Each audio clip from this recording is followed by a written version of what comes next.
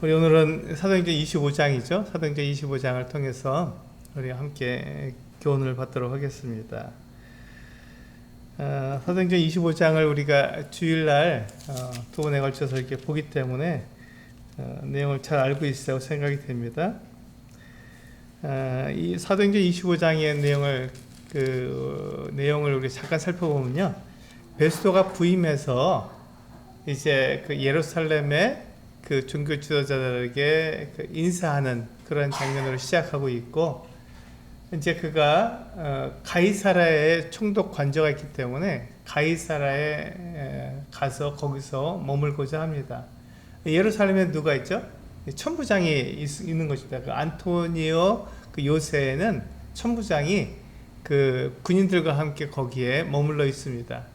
그리고 이 가이사랴, 거기서 한 90km 정도 떨어져 있는데 멀죠. 굉장히 그 당시에는 굉장히 먼 곳입니다. 그 먼 이 가이사랴 지방에 이 총독이 관저가 거기 있어서 거기에서 머물러 있습니다.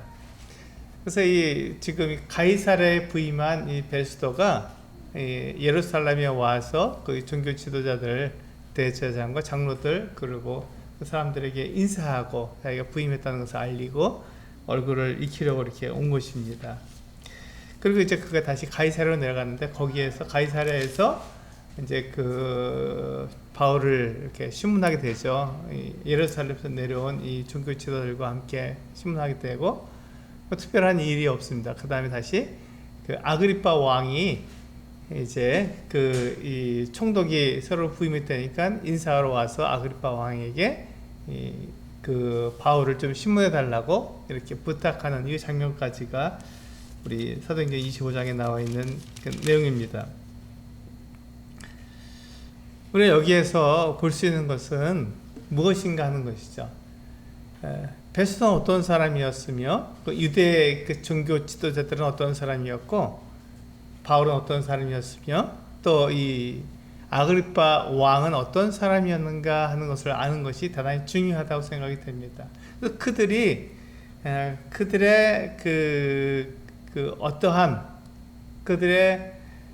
그들의 어떠한 사람이냐에 따라서 그들의 행동이 달라지는 것이죠.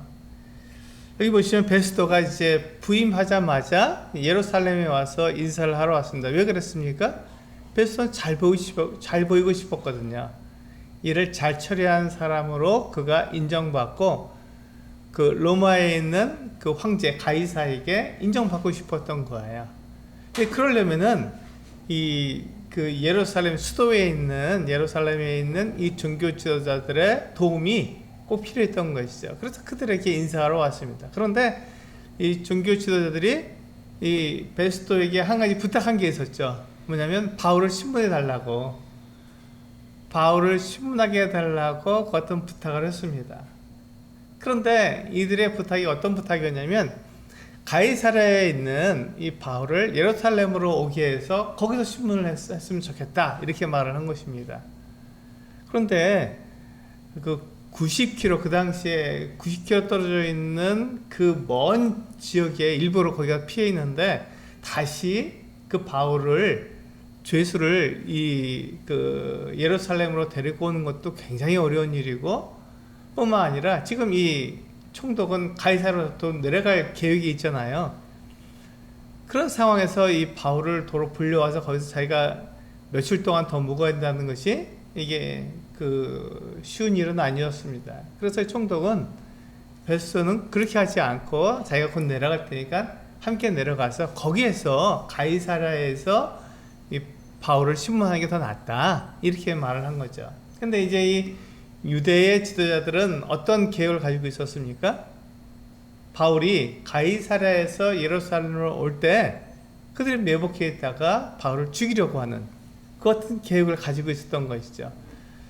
그 같은 생각을 그들이 품고 있는 상황 속에서 이 베스도에게 이제 새로 부임했으니까 자기들에게 잘 보이려고 하는 것 같은 마음이 있으니까 그렇게 부탁을 한 것입니다. 근데 이 베스도는 자기가 그렇게 이 종교 지도자들의 손에 자기가 이렇게 붙들렸을 때 자기의 삶이 이렇게 편하지 못하다는 것을 알고 있었기 때문에 종교 지도자들의 말을 들어주긴 하지만 그 총독으로서의 권한을 가지고 권위를 가지고 행동하기 원했습니다. 그래서 종교 지도자들이 그와 같이 이야기를 했지만 자기가 가이사르로 내려가니까 가이사르에 같이 내려가서 거기에서 바울을 심문하자 이렇게 얘기를 했던 것이죠. 그래서 이 종교 지도자들과 함께 바울이 내려가서 같이 이야기했지만, 같이 심문했지만, 우리가 7절에 보시면 7절 같이 읽어볼까요? 25장 사도행전 25장 7절을 보시면 같이 읽어보겠습니다. 시작. 그가 나오매 예루살렘에서 내려온 유대인들이 둘러서서 여러 가지 중대한 사건으로 고발하되 능히 증거를 대지 못한지라. 그렇습니다. 이 예루살렘에서 내려온 유대인들이 바울을 고발했지만 그들이 증거를 대지 못했어요. 왜 증거를 대지 못했습니까? 그들이 바울을 죽이고자 하는 이 같은 생각, 그 일념으로 바울을 무조건 고발했지만 사실 바울은 악한 일을 한 적이 없거든요. 이어지는 8절에서 바울이 이야기한 것을 들어보면은 우린 그것을 잘 알 수 있습니다. 한번 8절 같이 한번 읽어볼까요? 시작. 바울이 변명하여 이르되 유대인의 율법이나 성전이나 가이사에게나 내가 도무지 죄를 범하지 아니하노라 하니. 그렇습니다. 바울은 유대인 율법에 대해서도 그리고 성전에 대해서도 이 가이사에 대해서도 아무런 죄를 짓지 않았습니다. 그는 성실한 유대인이었어요. 착한 유대인이었습니다. 그와 같은 상황 속에서 그가 율법을 지키고 온전하게 그가 그 성경대로 그가 믿었지만 그가 믿은 것은 무엇이었냐면 구약 성경에서 하나님께서 보내주시겠다고는 그 그리스도는 사람이 아니라 하나님이 사람이 되셨다는 것이죠. 그것을 바울은 이 다메섹으로 가는 길에서 부활하신 예수님을 만났을 때 그것을 알게 되었던 것이죠. 그 예수님을 만나기 전까지, 부활하신 예수님을 만나기 전까지는 바울도 예수 믿는 사람들을 인정하지 못하고 오히려 그들을 붙잡아다가 오게 가두는 그 같은 사람이었습니다. 그런데 그가 다메섹으로 이 대저장의 공문을 가지고 이제 그 다메섹으로 가서 다메섹에서 거기에 있는 이 예수 믿는 사람들을 붙잡아다가 오게 가두려고 가고 있는데 그 길에서 다메섹에 다 왔을 때 해가 더 빛난 빛이 그를 둘러 비출 때 바울은 알게 됐죠. 이분이 바로 하나님의 아들이시구나. 부활하셨구나. 그분이 나에게 말씀하시는구나. 그분은 우리 사람처럼 보이지만 사람이 아니시라 하나님의 아들이시구나 하는 것을 바울은 분명히 알게 되고 그 약속하신 것들을 구약성경에서, 이 바울은 구약성경을 잘 알고 있었으니까요. 구약성경에서 어떻게 얘기했는지를 그가 잘 알게 되었던 것이죠. 그래서 성경을 보았을 때, 구약성경을 그가 기도하면서 그가 보게 되었을 때 하나님께서 보내주신다는 그 메시아, 그 그리스도는 바로 하나님의 아들이시구나. 그리고 그분은 사람처럼 이 땅에 오셨지만 그래서 사람을 대신해서 제물이 되셨지만 그분이 사람이 아니시라 하나님의 아들이시구나 하는 것을 알게 된 것이죠. 그래서 바울은 이 예수 그리스도를 위해서 자기의 일평생을 드리며 예수 그리스도를 위해서 자기의 목숨을 버리기까지 하는 그 같은 사람이 되었던 것이죠.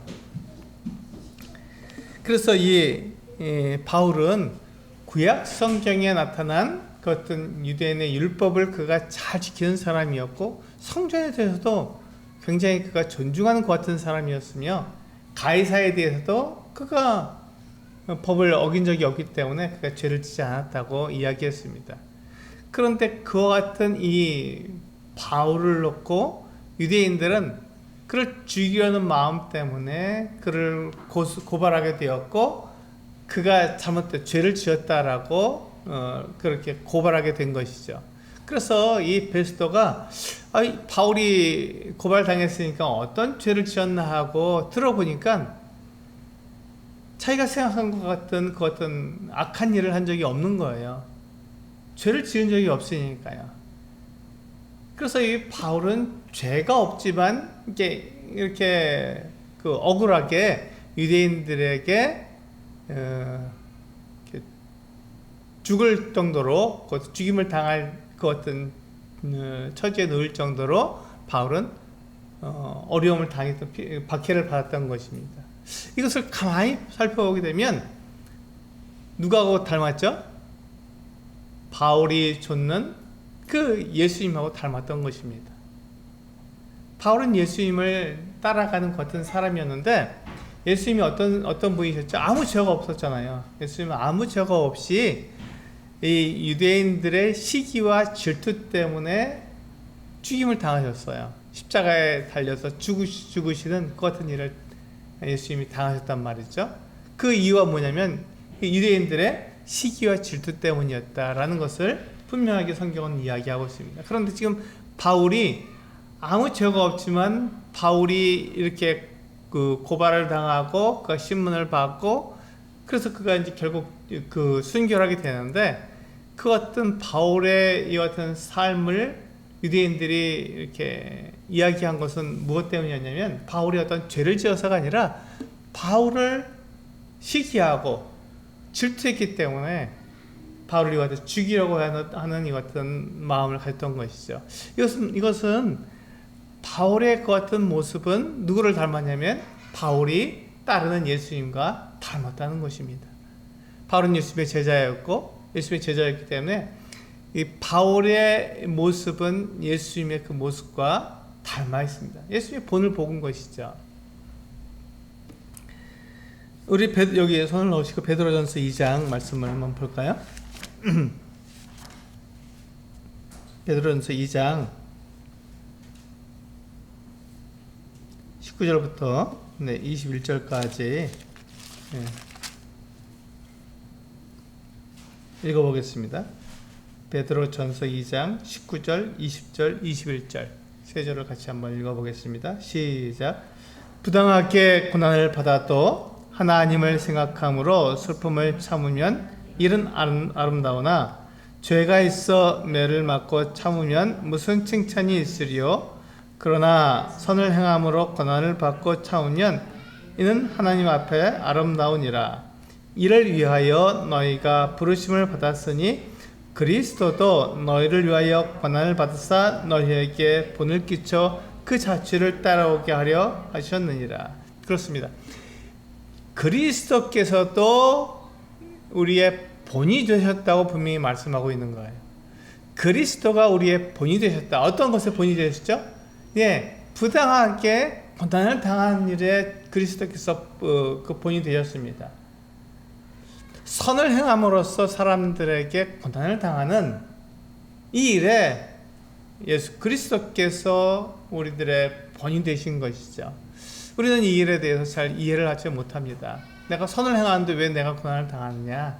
내가 선을 행하면 내가 복을 받고 내가 잘 되는 것이 맞지 않느냐? 하나님이 계시면 나를 그 복되게 하시고 내가 하는 모든 일에 잘 되도록 나를 도와주셔야 하는 것이 아니냐, 이렇게 우리 생각하기 쉽습니다. 그런데 이 말씀에서 보시면 그리스도께서 부당하게 고난을 당하셨고 선을 행함으로써 고난을 당하시는 일에 본이 되셨다고 우리에게 말씀하고 있습니다. 그 본을 쫓아간 사람이 오늘 우리가 사도행전 25장에서 보게 되는 이 사도 바울이 바로 그 같은 사람이었죠. 예수 그리스도의 본을 쫓아서 그는 부당하게 고난을 받는 사람이었습니다. 그가 죄를 범하지 않았지만 유대인의 율법에 대해서도 성전에 대해서도 가이사에 대해서도 그가 아무 죄가 없다고 고백한 것처럼 그는 아무런 죄를 범하지 않았지만 유대인들에게 이게 죽임을 당하는 이와 같은 그 고난 박해를 당했던 것이죠. 그 이유는 바로 그가 예수님을 닮아서 예수님처럼 유대인들의 시기와 질투를 받았던 것이죠.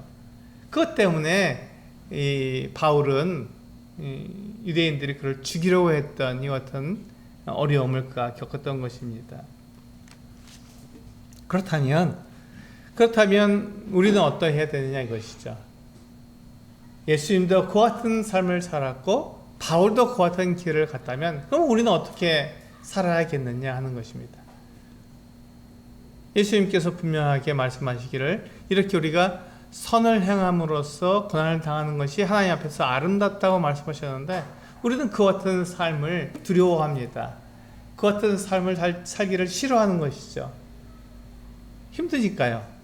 어려운 길이고 고난의 길이기 때문에 우리는 그 길을 가기를 싫어합니다. 그런데 예수님께서 우리들에게 그와 같은 것을 보여주신 거예요. 나도 그것을 어려워하고 힘들었지만 그 길을 갔다. 내가 그 길을 갔을 때 하나님께서 나를 높여주셨고 하나님께서 나를 모든 사람들을 위해 모든 이름 위에 나를 높여주셨고 모든 무릎이 내 앞에 꿇게 하셨다. 그것이 바로 하나님께서 선하시고 거룩하신 그 증거다. 하나님은 약속하신 것을 반드시 이루시고 또 하나님이 약속하신 것을 우리들에게 이루어주신 분이라는 것을 우리는 알 수 있다. 이것을 통해서 이렇게 얘기하고 있는 것입니다. 예수님께서 그와 같은 삶을 사신 것처럼 바울도 그와 같은 길을 갔고 이제 우리 차례입니다. 우리도 그와 같은 길을 가서 선을 행함으로써 우리가 고난을 당하는 이 같은 삶을 우리가 두려워하지 말고 그 같은 삶을 우리가 살아가야 한다는 것이죠. 그렇게 되었을 때 우리의 삶을 통해서 하나님께서 영광을 받으시는 것입니다. 그렇게 되었을 때 하나님께서 우리를 통해서 영광을 받으시는 것이죠.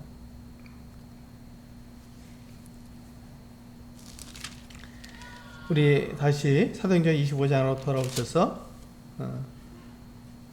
보시면요.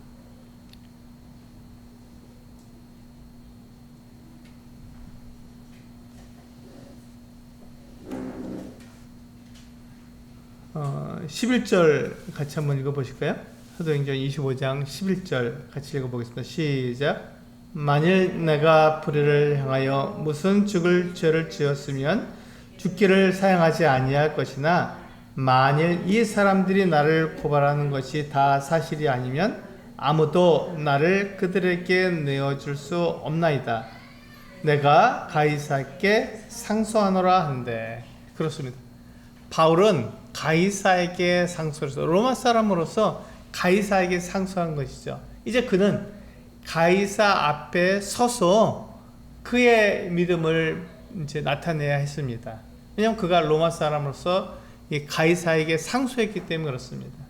지금 이 유대인들이 이 바울을 신문하고 바울을 죽이려고 했지만 바울은 그것을 알았기 때문에 유대인들에게 자기를 넘겨주지 말고 자기가 지금 이와 같은 것들에 대해서 자기가 무죄하니까 이제 가이사에게 로마인으로서 가이사에게 상소한다고 그렇게 얘기했습니다. 이제 이 총독은 이 바울을 보호해서 가이사 앞에 서도록 데리고 가야 할 책임이 총독에게 이제 주어지게 된 것이죠.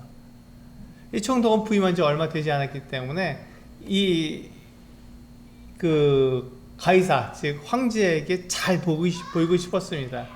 이 바울이 이를 잘 처리해서 이 황제가 잘했다라는 그 같은 이야기를 황제에게 듣고 싶었던 거예요.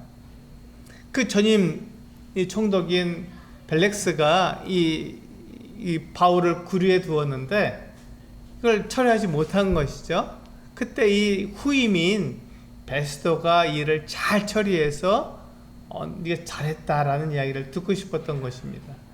그래서 이 베스도는 이제 이 바울을 신문하기로 하는데 지금 바울을 아무리 신문해 봐도 어떻습니까? 그가 그 가이사에게 이 바울을 보낼 때 뭐라고 적어서 보낼 게 없는 거예요. 악을 행하지 않았으니까. 그런데 바울은 죄수가 돼서 가이사에게 가이사 앞에서 상소를 해서 가이사 앞에서 신문을 받아야 되는데 무슨 제목으로 그를 보내야 될지 알지 못했습니다. 무슨 제목으로 그를 보내야 될지 알지 못했던 거예요. 이 바울은 아무 죄가 없지만 지금 그가 로마로 가야 했고 가이사 앞에 서야 했기 때문에 그의 목적에 맞는 같은 삶을 살기 위해서 그는 가이사에게 상소를 한 것이거든요. 만약에 이 바울이 가이사에게 상소하지 않고 내가 옳다는 것을 총독도 알고 이 유대인들의 그 종교 지도자들도 잘 아니까 내가 끝까지 나의 그 무죄함과 나의 깨끗함을 변론하면 그가 거기서 벗어날 수 있을 거예요, 아마도. 그럼에도 불구하고 바울이 가이사에게 상소해서 그가 로마로 가게 된 이유가 무엇이죠? 바울은 주님으로부터 자기가 로마에 가야 한다는 그 같은 사명을 알고 있었던 것이죠. 바울은 자기가 로마에 가야 되고 가이사 앞에 서야 한다는 것을 알고 있었습니다. 그래서 그가 할 수 있는 최선의 길이 무엇이었냐면 가이사에게 상소함으로써 그가 보호를 받을 뿐만 아니라 주님께서 그에게 말씀하신 그 일들, 그 사명을 이루는 일을 그가 할 수 있었던 것이죠. 그래서 바울은 아무 죄가 없었지만 그 가이사 앞에 설 이유가 없었지만 그는 자기의 사명을 이루기 위해서 가이사에게 상소를 했던 것입니다. 바울은 자기의 그 삶의 목적을 정확히 아는 사람이었어요. 제가 왜 하나님 예수 그리스도께서 자기를 왜 부르셨으며 자기를 어디에 사용하시려고 그렇게 자기를 부르셨는지를 정확히 아는 사람이었습니다. 자기가 이 가이사 앞에 서게 됐을 때 그는 죽임을 당할 수 있다는 것을 알았어요. 그가 죽게 된다는 것을 알았지만 바울은 그것과 상관이 없었습니다. 하나님께서 이 바울을 로마로 데려가기를 원하시고 가이사 앞에 서서 그 로마의 그 귀족들에게 복음을 전하는 일이 그 바울에게 주어진 사명이기 때문에 바울은 그 일을 하기 위해서 최선을 다했던 것이죠. 그의 목숨까지도 아까워하지 않고 그 일을 이루려고 했던 것입니다. 그러니까 이 바울이 자기의 삶의 목적을 위해서 살았다는 것을 우리는 정확히 알 수 있는 것이죠. 이 장면을 통해서. 그래서 이제 우리가 이 장면을 보게 되면 우리의 삶하고도 굉장히 밀접한 관계를 가지고 있다라고 생각할 수 있습니다. 우리는 이 세상을 살면서 내가 주님께서 나를 어떠한 일에 사용하시려고 부르셨는지 그것에 대해서 우리가 생각해 볼 필요가 있다 이렇게 생각이 됩니다. 주님께서 나를 부르신 것이 왜 나를 부르셨는가 생각해 볼 필요가 있다는 것이죠. 우리는 그냥 그 주님께서 나를 부르신 것에 관심이 없이 내가 할 수 있는 그 일을 하려고 애를 씁니다. 내가 할 수 있는 일이 무엇인가 생각해 봤을 때 내가 주님을 섬기는 일에 돈으로 섬길 수 있다 생각하면 그 일을 하고 싶은 거예요. 내가 돈을 많이 벌어서 주님 앞에 헌금하면 되지 않겠느냐. 그러면 주님의 일에 내가 쓰임받는 거니까 그것도 좋은 일 아니냐 이렇게 말을 할 수 있습니다. 네, 좋은 일입니다. 그렇지만 주님께서 나를 어디에 사용하시려고 부르셨는지 우리는 그것을 먼저 물어야 하는 것이죠. 내가 무엇을 하길 원하는 것이 아니라 주님께서 나를 어떻게 사용하기 원하시는지를 먼저 알아야 한다는 것이죠. 그게 주님의 부르심이고 주님의 뜻과 계획입니다. 나를 향하신 주님의 뜻과 계획이죠. 그것을 내가 생각하지 않고 내가 하고 싶은 것, 내가 할 수 있는 것에 초점을 맞추게 된다면 주님께서 나를 부르신 그 목적과 관계없이 살아갈 수 있는 거거든요. 바울도 이 주님께서 부르신 목적과 관계없이 살아갈 수 있었습니다. 지금 자기에게 주어진 이 환경 속에서 벗어날 수 있었어요. 자기가 죄를 짓지 않았기 때문에 그것을 잘 이야기해서 그가 벗어나서 그가 복음을 계속 전할 수 있었죠. 그렇게 되었을 때 바울은 자기가 잘할 수 있는 일이었기 때문에 그게 더 낫지 않을까 이렇게 생각이 되었지만 바울은 예수님께서 그에게 하신 말씀을 잘 알고 있었던 거예요. 그가 로마에 가야 했고 가이사 앞에 서야 했으며 그 높은 고관들에게 복음을 전해야 했던 것을 바울은 알고 있었던 것입니다. 그래서 그가 그 주님의 그 일을 이루기 위해서 할 수 있는 일은 무엇이었냐면 가이사에게 상소하는 일, 그 일을 통해서 그 모든 일들을 이룰 수 있었기 때문에 바울은 자기의 목숨을 내놓고 그 일을 하는데 주저하지 않았던 것이죠. 내가 가이사에게 상소합니다 라고 이야기했던 것입니다. 나는 과연 주님께서 나를 부르신 그 일에 내가 드려지고 있는가? 내가 정말 주님께서 나를 부르신 일이 무엇인 것을 내가 알고 그 일을 위해서 그 일에 내가 나를 드려지고 있는가 하는 것을 생각해 보아야 한다는 것이죠. 내가 잘할 수 있는 것, 내가 하고 싶은 그 일이 아니라 주님께서 나를 부르신 그 일에, 주님께서 나에게 맡겨주신 그 일에 나를 드릴 수 있느냐 하는 것입니다. 이 바울은 그 어떤 일들을 했거든요. 그리고 우리 이제 23절을 보시면 이제 이 베스토가 아그리빠 왕에게 부탁을 해서 이 바울을 신문해 달라고 했습니다. 그래서 23절 같이 한번 읽어보겠습니다. 시작. 이튿날 아그리빠와 버니게가 크게 위험을 갖추고 와서 천부장들과 시중에 높은 사람들과 함께 접견 장소에 들어오고 베스토의 명으로 바울을 데려오니 이렇게 되었습니다. 여기 보시면 지금 이 아그리빠 왕의 모습과 바울의 모습이 대조되죠. 아그리빠 왕의 모습은 어땠습니까? 굉장히 그냥 멋지고 모든 사람들이 부러워할 만큼 그 위엄을 갖추고 아주 굉장히 화려한 왕복을 입고 나왔겠죠. 그렇다면 이 바울은 어땠습니까? 죄수였잖아요. 그는 아마도 수염도 제대로 깎지 못하고 아주 굉장히 지저분한 몰골로 이 쇠사슬에 묶인 채로 나왔을 것입니다.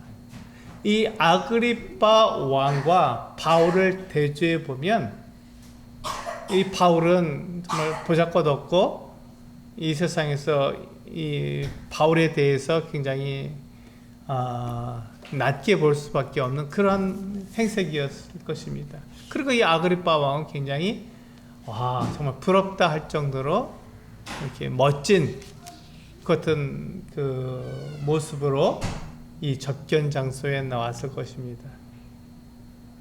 우리는 누구를 부러워합니까? 바울을 부러워합니까? 아니면 이 아그리빠 왕을 부러워합니까?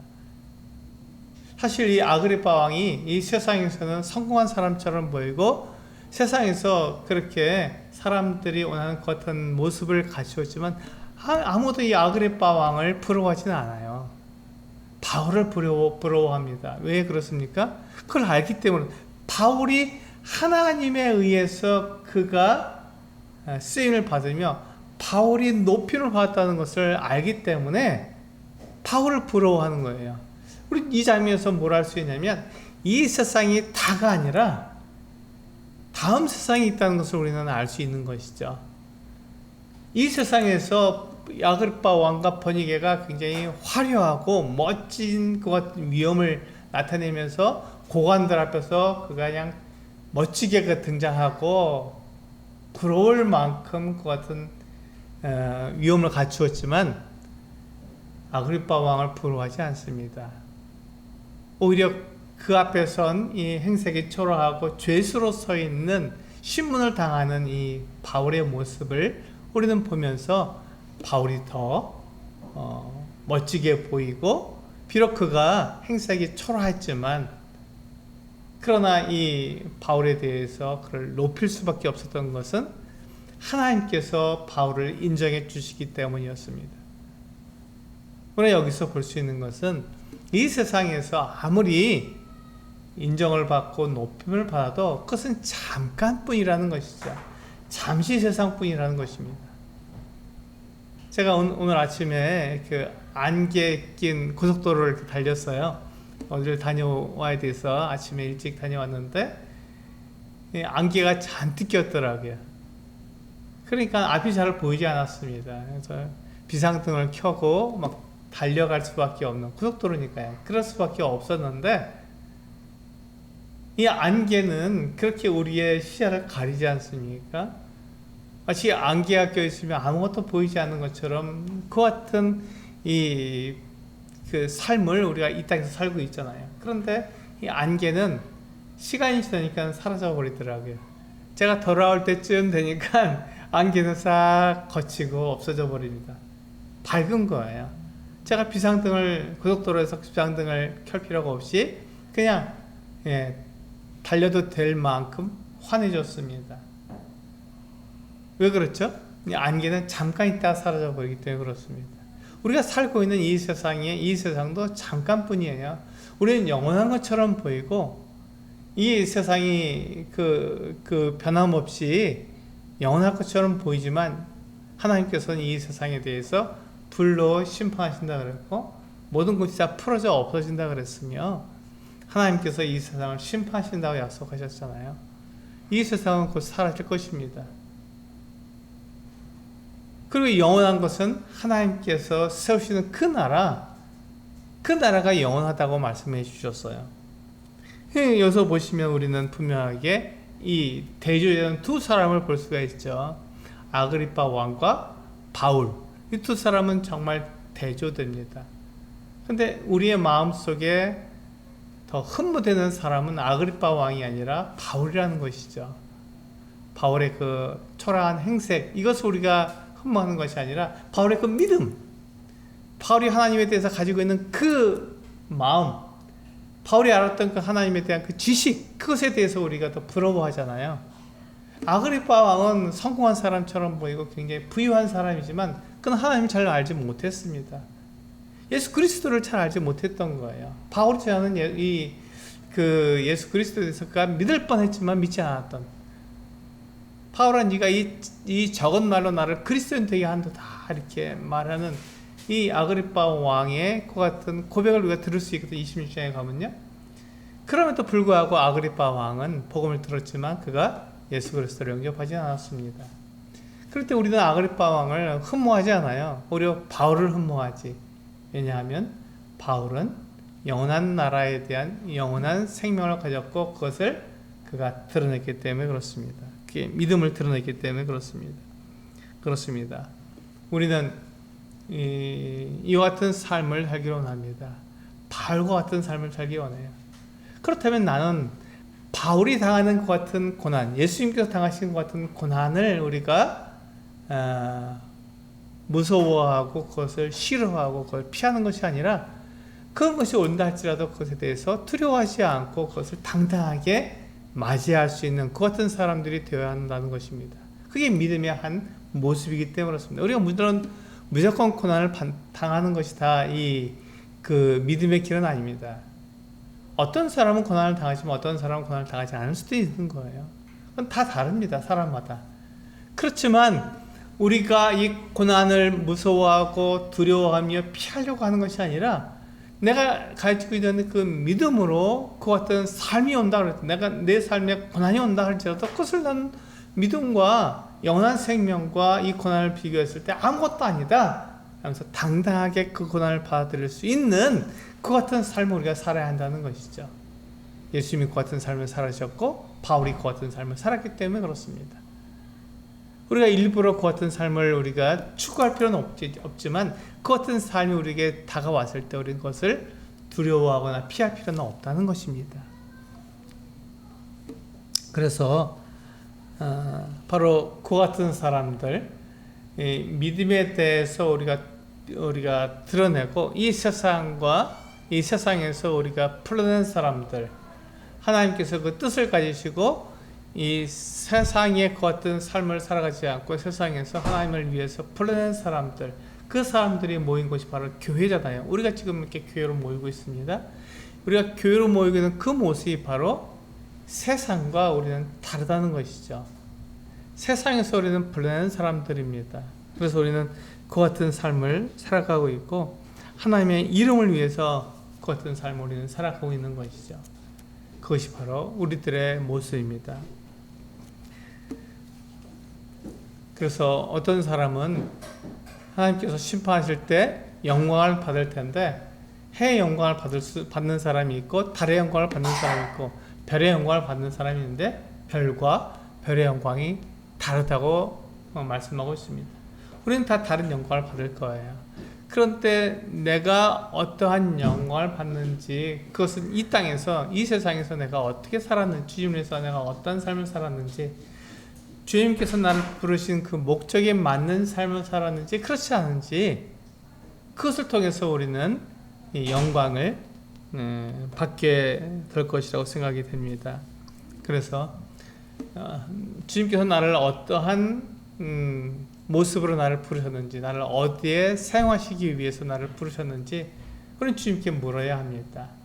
내가 원하는 그 길이 아니라 주님께서 원하는 그 길로 내가 가기 위해서, 그리고 그 길을 가는 동안에 내가 어떠한 상황, 어떠한 형편에 처하든지 두려워하지 않고 주님의 영광을 위해서 우리가 당당하게 그 길을 걸어갈 수 있어야 할 것입니다. 그것이 바로 교회의 모습이고 우리 그리스도의 모습입니다. 그래서 이 주님께서 그 길을 앞서서 가셨고 바울도 그 길을 따라갔으며 이제 우리들에게 그 길을 따라오라고 부르고 계신 것이죠. 이제 우리의 차례입니다. 우리도 그 길을 가야 하고 우리도 그 길을 가는 여정 가운데 있습니다. 그래서 우리가 이 길에서 승리하고 세상이 우리를 위협하고 두려움을 줄지라도 그것에 대해서 우리가 두려워하지 않으며 세상을 이기는, 견뎌내는, 그것을 믿음으로 이겨내는 우리 성도님들 되기를 원합니다. 우리 사도행전 25장을 통해서 바울의 이와 같은 모습을 통해서 우리가 그 같은 것들을 도전받게 될 때 우리의 삶이 어떤 승리의 삶으로 그렇게 보여진다는 것을 고백을 드립니다. 바울처럼 그 같은 삶을 사는 우리 성도님들 되시기를 원하며 우리 사도행전 25장을 교제를 여기서 마치도록 하겠습니다. 같이 기도하시겠습니다.